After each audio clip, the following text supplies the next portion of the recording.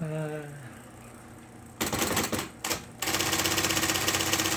오늘 휴일에 IBM을 한 대 만져놓고 다른 일을 좀 보내갑니다. 이거 한꺼번에 여러 개를 못하기 때문에 일단 세척을 하나하나 시점에서 할 수밖에 없어요. 그리고 이 타자기는 주유가 굉장히 중요합니다. 이 기름 칠해주는 게 굉장히 그 필수적인 타자기라서 이 타자기를 모르시는 분들은 어디에 기름을 쳐야 될지는 몰라요. 그래서 이 타자기는 가장 먼저 기본적인 게 기름을 주유할 줄 알아야 됩니다. 수리도 수리 기술이 필요하겠지만은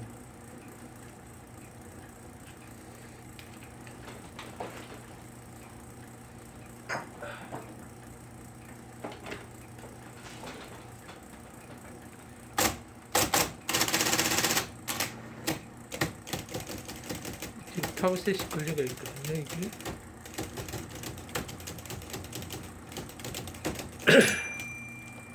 한 번에 쫙 풀게 이렇게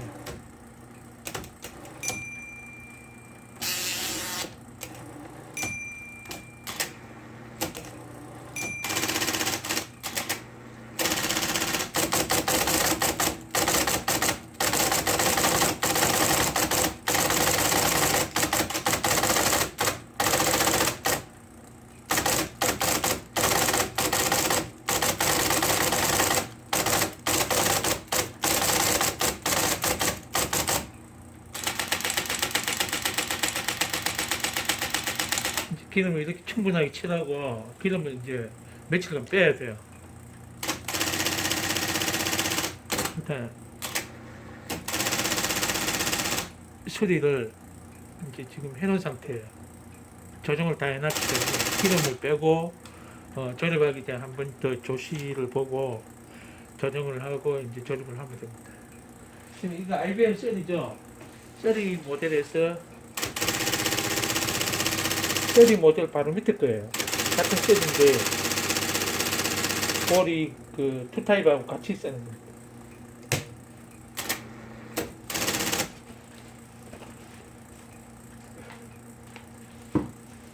보조로라 같은데 요런데 기름 묻은 거 닦아줘야죠. 그러면은 나중에 건조할 때 뽀송뽀송하게 건조가 됩니다.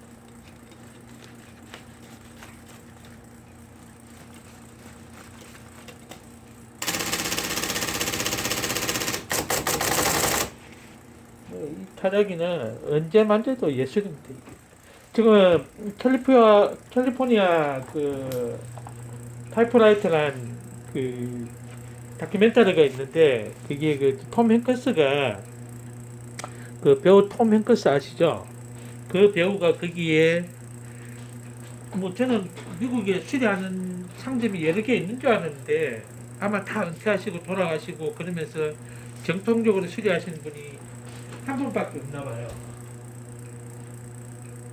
그래서 그 캘리포니아 그 타이프라이터라는 다큐멘터리 톰 행크스가 만든 그 다큐멘터리를 간단하게 설명을 하자면 저도 이제 번역까지는 아니고 요번에 6일날 캘리포니아로 간다 그러더라고. 그 타이프라이터 전시하고 뭐 하는데 거기 들렸다 온다 그래서 한글 타자기로 만들어 가시는 분이 있는데 그분이 이제 대충 번역하시는 분이에요. 톰 행크스가 캘리포니아 출신인가 봐요. 배우인가 봐요. 그래서 자기 어릴 적에 타이프라이터가 많았고 그 동네에 타이프라이터 수리하는 데가 있으면 자기는 거기서 놀았던 추억이 있다 뭐 그런 저거를 하는데 거기에 흑인이 한 명 나와요. 이 수리 기술자가 그 흑인 분이셨나 봐요. 근데 그분이 지금까지 아직까지 수리하고 있는데 그분이 지금 남아있는 타자기 수리 유일한 그 수리 분이라 그러더라고요. 오랜 베테랑이죠. 그래서 거기 가면 그분은 타자기를 그 이 중고를 사가지고 수리해가지고 팔고 그러시나 봐요, 저처럼. 근데 그분은 직업으로 타자기를 만들 때는 저는 이제 타자기를 그러니까 총각 때는 이제 직장으로 삼았는데 컴퓨터가 나오면서 이제 타자기가 이제 저기 됐죠. 사장이 되면서 이제 끝났다 이래 됐는데 나중에 이제 50대가 들어오면서 이제 어느 날 우연히 이제 취미로 중고 타자기를 수리를 하면서 이제 여기까지 오게 됐는데 오는 과정에서 한글 타자기에 대한 옛날에는 몰랐던 그런 스토리라든가 스토리텔링 같은 걸 많이 알게 됐어요. 역사적인 사실도 알게 됐고, 한국의 한글 타자기가 왜 만들어졌는지에 대해서도 알고 있는데, 이렇게 알게 됐는데, 제가 그 역사적인 타자기에 대한 스토리를 뒤지다 보니까 서재필 박사라든가 주식행 선생이라든가 이 한글 타자기가 만들어진데 일조하신 분들의 흔적을 찾다 보니까 한글 타자기가 만들어진 최초의 배경이란 배경인데 의미가 있습니다. 의미를 알게 됐어요. 지금 미국에는 그 타자기가 만들어진 게 역사는 잘 모르지만 제가 언뜻 듣기로는 성경을 만들기 위해서 성경을 타이프라이트 하기 위해서 타자기를 많이 썼다고 그러더라고요. 근데 우리나라가 혹시 옛날 구한말 이전에 이 한국의 개화를 시키기 위해서, 그러니까 이제 모든 옛날의 침략의 기본이 이제 언어 소통인데 언어를 장악해서 이제 그 문화를 이제 이해하는 건데, 제가 이 역사를 추적하다 보니까 우연히 옛날 성경을 보게 됐어요. 그 성경에 한글 번역, 최초의 한글 번역이 된 성경을 이렇게 보다 보니까 그게 타이프라이터, 초창기 타자기의 글씨체와 매우 유사하다는 걸 알게 된 거예요. 그래서 자료를 더 뒤지다 보니까 한글 타자기가 원래 목적이 성경, 그러니까 영문으로 된 성경을 한국에 전파하기 위해서 한글 타자기를 사용하게 됐다는 걸 자료를 찾다 보니까 알게 됐어요. 그리고 글꼴이 왜 그렇게 왔는지에 대해서도 이해를 하게 됐고, 그게 이제 지금은 이제 확신이 들었지만은 타자기가 구한말 이전까지는 한글 번역을 위해서 많이 언더우드가의 타자기라든가 이런 것들이 이제 번역이 돼서 한국 개신교에 의해서 많이 번역이 시도됐다가 그게 이제 나중에 서재필 박사가 지금까지 남아있는 역사적인 자료로 보면 그래요. 뚜렷하게 지금 활동적인 자료가 남아있는 것 중에 하나가 서재필 박사가 국민 계몽에 많이 앞장을 섰다는 거예요. 그래서 이원익 타자기 타자기로 친 내용이 공개된 거 있죠. 뭐 진보상이 한세시다 하는 거는 거기에 보면 언문이란 게 나와요. 언문으로 글씨 쓰는 기계란 소개를 하고 있습니다. 이원익 타자기 이원익 타자로 친 글자체에 보면은 문장에 보면은 언문으로 됐다는 거는 언문이라는 거는 옛날에 우리나라에서 아주 천시를 해서 사대부에서는, 근데 언문이라는 용어를 또 어디에서 썼냐면은 초창기 성경 번역, 저놈의 종소리가 와 시끄럽냐, 이럴 때는 되게 시끄럽네.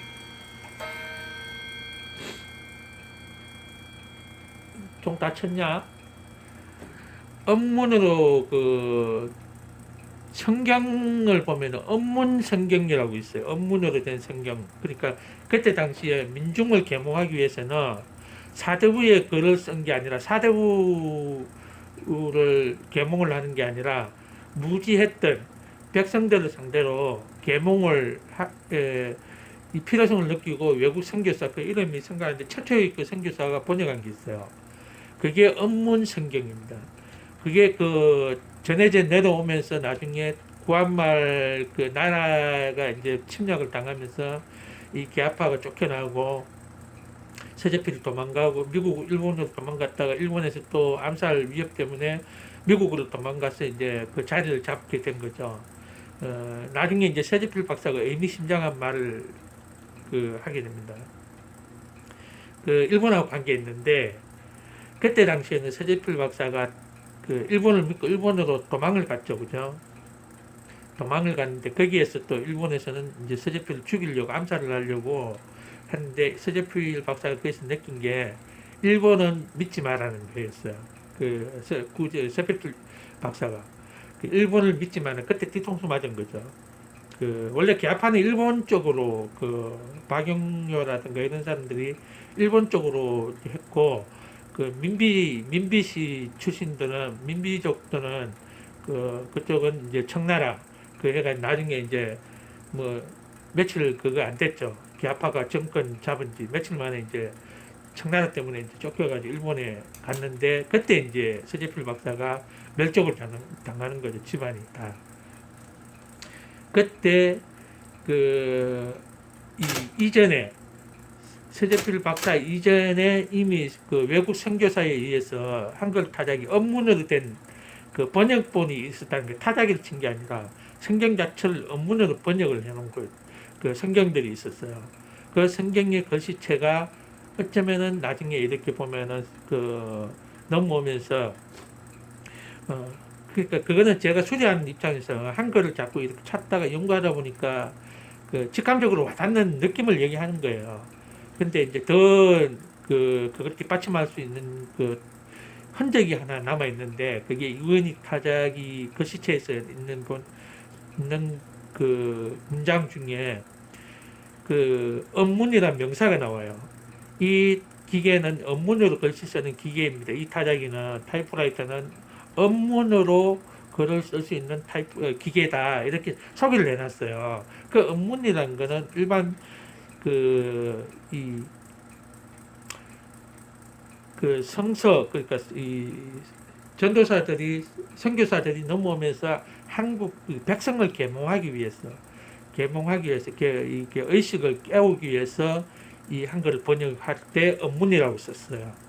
그래서 그 업문이나 이원익 타자기에서 소개하던 그 쪽지, 그 업문이나 같은 의미입니다. 그런 걸로 봐서는 한글 타자기가 원래 목적은 성경을 번역해가지고 민중들한테 뿌리기 위한 용도로 활용을 시작했다가 나중에 이게 점차 3.1 운동하고 이제 맞물려 돌아가면서 그 언어가 이제 대한민국의 이제 저거가 된 거죠. 멘토가 된 거죠. 그래서 일본이 한글 언어를 말살하려고 무지하게 노력을 했어요. 그거는 뭐 역사에 너무 잘 나와 있는 거고.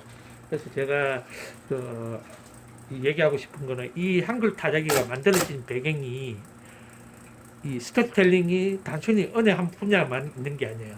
이 민중들 최초부터 한글이 만들어질 때 개화가 될 때 민중들에게 개화 사상이 파고들 때 한글이 이미 업문으로 번역이 돼가 돌아다녔고 그 업문이 나중에 독립신문을 만들고 난 뒤에 독립신문 이후에 그때 독립신문의 주보를 받던 주시경 선생의 체계화돼서 좌우로 자음은 좌측으로 우측, 모음은 우측으로 나뉘어지게 되면서 그게 2벌씩, 3벌씩, 그러니까 이제 2벌씩, 3벌씩, 4벌씩 이렇게 막 나눠지게 된 거죠.